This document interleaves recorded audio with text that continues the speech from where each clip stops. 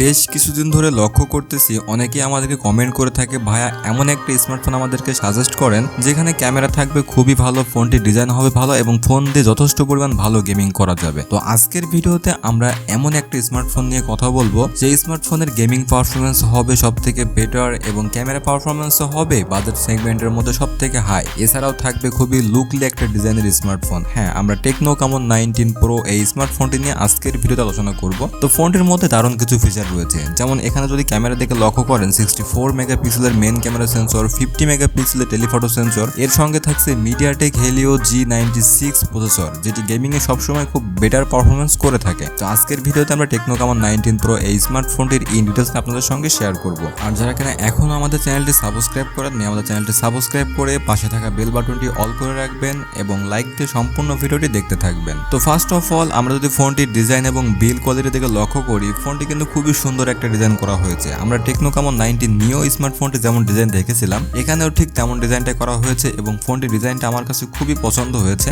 এবং আশা করি আপনাদের কাছেও ডিজাইনটা খুবই ভালো লাগবে। এই স্মার্টফোনটির ব্যাক সাইডে ট্রিপল ক্যামেরা সেটআপ ব্যবহার করা হয়েছে এবং ফোনটিতে আপনারা ফ্রন্টেও পেয়ে যাবেন একটা ছোট্ট 5 হোল কাটআউটের মাধ্যমে একটা সেলফি ক্যামেরা, যেটিও খুব ছোট রাখা হয়েছে। সম্পূর্ণ ফোনটি তৈরি করা হয়েছে প্লাস্টিকের বডি ফ্রেম এবং প্লাস্টিকের ব্যাক সাইডে, এবং ফোনটির ব্যাক সাইডে টেক্সচার ফিনিশিং ব্যবহার করা হয়েছে, যার কারণে এখান থেকে আপনারা ফিঙ্গারপ্রিন্টের ছাপ খুব একটা দেখতে পারবেন না। ফোনটি ডিসপ্লে সেকশনের দিকে চলে আসলে এখানে আপনারা পেয়ে যাবেন 6.8 inch full HD plus IPS LCD display এবং এই ডিসপ্লের সঙ্গে আপনারা পেয়ে যাচ্ছেন 120 হার্টজের ফাস্ট রিফ্রেশ রেট। 120 হার্টজের ফাস্ট রিফ্রেশ রেট থাকায় আপনারা যখন ফোনটি ব্যবহার করবেন খুব স্মুথ একটা ফিল পাবেন। এছাড়া গেমিং এর ক্ষেত্রেও কিন্তু আপনাদেরকে খুব ভালো একটা সার্ভিস প্রোভাইড করতে পারবে এই স্মার্টফোনটির মাধ্যমে। এছাড়া এই স্মার্টফোনটির ডিসপ্লে রেজোলিউশন আপনারা পেয়ে যাবেন 1080x2460 পিক্সেল এবং এখানে পিপিআই ডেনসিটি ব্যবহার করা হয়েছে 395 পিপিআই ডেনসিটি। তো এই পিপিআই ডেনসিটির সঙ্গে আইপিএস এলসিডি ডিসপ্লে খুবই ভালোভাবে আপনাদেরকে ব্রাইট একটা ডিসপ্লে প্রোভাইড করতে পারবে। তাছাড়া ডিসপ্লে কোয়ালিটিটাও কিন্তু অনেক বেটার কোয়ালিটির ডিসপ্লে এখানে প্রোভাইড করা হয়েছে, যেখান থেকে কালার কম্বিনেশন খুব ভালোভাবে আপনাদেরকে দিতে পারবে। ডিসপ্লের অ্যাসপেক্ট রেশিও রাখা হয়েছে 20:9 রেশিও। তো ওভারঅল বলা যায় ডিসপ্লে সেকশনে বেশ ভালো কিছু দিতে পেরেছে। তবে এই বাজেট সেগমেন্টের মধ্যে আমরা কিন্তু অ্যামোলেড ডিসপ্লেও দেখতে পাই। তবে আমার কাছে মনে হয় যেহেতু 120 হার্টজের ফাস্ট রিফ্রেশ রেট রয়েছে, এছাড়াও বাকি স্পেসিফিকেশনগুলো অনেক ভালো, সেহেতু আইপিএস এলসিডি ডিসপ্লে হলেও কোনো সমস্যা হবে না। দেন পারফরমেন্স সেকশন থেকে লক্ষ্য করলে এখানে আপনারা পেয়ে যাবেন অ্যান্ড্রয়েড 12 এর সঙ্গে হাই ওএস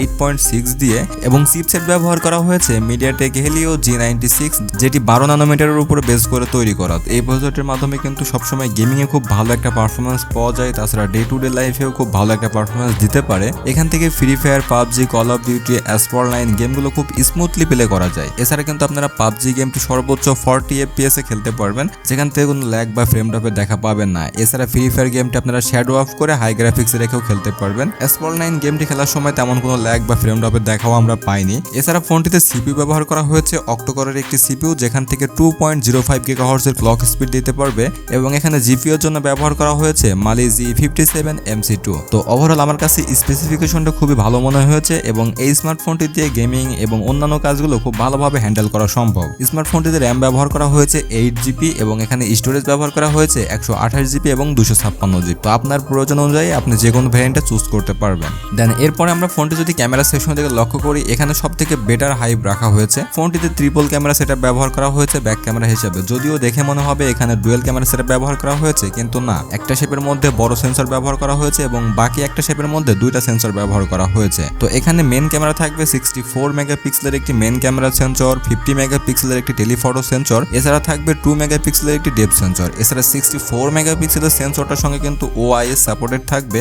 আর 50 মেগাপিক্সেলের টেলিফটো সেন্সরের মাধ্যমে কিন্তু আপনারা 2x অপটিক্যাল জুম করতে পারবেন। এছাড়া ফোনটিতে কিন্তু আপনারা বিল্ড ইন কিছু ফিচার পেয়ে যাবেন, যেমন quad LED flash, panorama, HDR এতে কিন্তু আপনারা ভিডিও এবং ফটো দুটাই শুট করতে পারবেন। এখন কথা হচ্ছে এই স্মার্টফোনটিতে যখন ফটোগুলো শুট করা হয়েছে তখন এখান থেকে খুব বেটার কোয়ালিটির ফটো শুট করা গিয়েছে এবং ওআইএস সাপোর্টেড থাকায় ভিডিও রেকর্ডিং করার ক্ষেত্রেও কিন্তু খুব ভালো পারফরমেন্স করতে পেরেছে এই স্মার্টফোনটি। ফোনটি দিয়ে তোলা ছবিগুলোর মধ্যে আপনারা খুব ভালো ডিটেলস, শার্পনেস এবং এজ ডিটেকশনটাও কিন্তু খুব ভালোভাবে দেখতে পারবেন এবং এই স্মার্টফোনটি দিয়ে তোলা ফটোগুলোতে কিন্তু আমরা দেখেছি তারা ন্যাচারাল টোনটা দেওয়ার চেষ্টা করেছে সবথেকে বেশি। তো আমার কাছে মনে হয় এটি খুবই ভালো একটা বিষয় এবং এই ক্যামেরাতে আমি খুবই সন্তুষ্ট। আশা করি আপনারাও সন্তুষ্ট থাকবেন এই স্মার্টফোনটির ক্যামেরা নিয়ে। তবে এই স্মার্টফোনটির ভিডিও করার ক্ষেত্রে খুবই লো গ্রেডের একটা কাজ করেছে। এখানে 1080p 30 FPS এ ভিডিও রেকর্ডিং করার সুবিধা রেখেছে এবং HDR এও ভিডিও রেকর্ডিং করা যাবে। তবে আমার কাছে মনে হয় এখানে অবশ্যই 2K 2K অথবা 4K দিলে বেটার হতো। ওয়াইএস এর জন্য 1080pটাই কিন্তু সবথেকে বেশি কাজ করবে আমার কাছে যেটা মনে হয়। তো ওভারঅল বলা যায় ক্যামেরা সেকশনে খুবই বেটার কিছু কাজ করেছে টেকনো। দেন সেলফি ক্যামেরার দিকে লক্ষ্য করলে 32 মেগাপিক্সেলের একটি ওয়াইড সেন্সর পেয়ে যাবেন, যেখান থেকে খুব বেটার কোয়ালিটির ফটোগুলো শুট করা যাবে।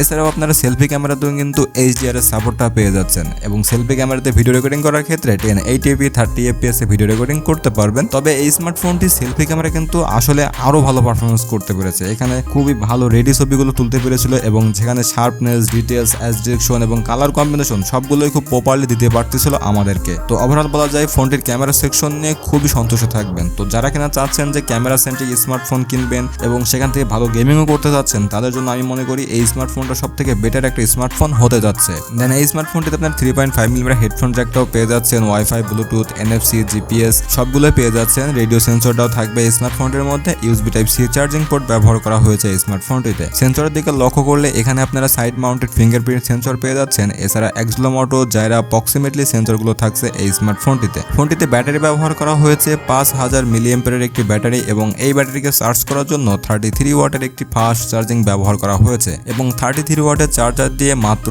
1 ঘন্টা 5 থেকে 10 মিনিটের মধ্যে আপনারা 100% চার্জ করে নিতে পারবেন এই ফোনটি আপনারা দুইটা কালার ভেরিয়েন্টে পেয়ে যাবেন, যেখানে থাকবে প্লর ব্লু এবং ইকো ব্ল্যাক। তো এই দুইটা কালার পার্সোনালি আমার কাছে খুবই পছন্দের এবং আপনারা চাইলে যে কোনো কালারে চুজ করতে পারবেন। তো ওভারঅল সবকিছু মিলে আমার কাছে মনে হয় এটি খুবই দারুণ একটা স্মার্টফোন হতে যাচ্ছে। এই স্মার্টফোনটির ক্যামেরা পারফরমেন্সটাও ভালো এবং এর গেমিং পারফরমেন্সটাও ভালো। ডিসপ্লেতেও কিন্তু হায়ার রিফ্রেশ রেটটা ব্যবহার করা হয়েছে। আমরা যে রিকোয়ারমেন্টগুলো করে থাকি সেই রিকোয়ারমেন্টগুলো কিন্তু এখানে আমাদেরকে ফিল আপ করতে পেরেছে এই স্মার্টফোনটির মাধ্যমে। তো এখন কথা হচ্ছে এই স্মার্টফোনটি কবে নাগাদ লঞ্চ হতে পারে এবং ফোনটির প্রাইস রেঞ্জটাই কেমন হতে পারে। তো ফোনটি যতটুকু জানতে পেরেছি জুলাই মাসের মধ্যে লঞ্চ হবে, তবে জুলাই মাসের কত তারিখে লঞ্চ হতে পারে এই ব্যাপারটা এখনো শিওর না। আর ফোনটির প্রাইসের ব্যাপারটা হচ্ছে ফোনটি 200 ইউরোতে লঞ্চ করা হয়েছে গ্লোবালি। তো এখন এই স্মার্টফোনটি বাংলাদেশে আসলে হয়তো বা 20 থেকে 22 হাজার টাকার মধ্যে আসতে পারে। তো আমার কাছে মনে হয় ফোনটি যদি 20,000 টাকার মধ্যে আসে সেক্ষেত্রে খুব ভালো হাইপ তৈরি করতে পারবে এবং আমাদের সাধ্যের মধ্যে আমরা ফোনটি পেয়ে যাব। তো যারা কিনা চাচ্ছেন খুবই লুকলি বেটার ডিজাইন এবং ভালো পারফরমেন্সের একটা স্মার্টফোন কিনতে, তাদের জন্য এই স্মার্টফোনটি অবশ্যই রেকমেন্ডেড থাকবে। তো আমাদের আজকের ভিডিও এই পর্যন্তই। টেকনো কামন 19 প্রো এই স্মার্টফোনটি নিয়ে আপনাদের কি মতামত আছে সেটি অবশ্যই আমাদের সঙ্গে শেয়ার করবেন এবং ফোনটি নিয়ে যদি কোনো কমপ্লেন থাকে সেটিও কিন্তু আমাদেরকে কমেন্টের মাধ্যমে জানিয়ে দেওয়ার চেষ্টা করবেন। তো সবাই ভালো থাকুন, সুস্থ থাকুন, দেখা হবে নেক্সট কোনো ভিডিওতে।